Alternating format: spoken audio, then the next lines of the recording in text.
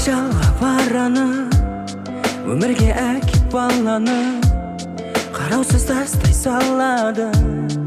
Қалайша адамдар қателік қиып күндігін, қаншасы кешіп мұңды күн, қаншасы жетті жүр бүгін, ұмытып тілденін.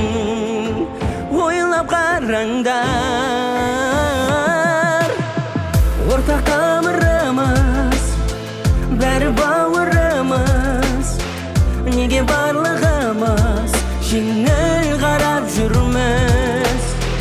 Қайда намысымыз, қайда парызымыз? Біздің әрісіміз аралдында қылмыз. Жеттім көрсе жүдеп, ауырады жүрек, езіліп шыдай алмай, күндіз түні жылай, жүретіндей бұлай, жазығы оның қандай? Бұл менің көзқарасым, қалайша өз баласын тастауға жетім қылып болады. Дүние өзгереді,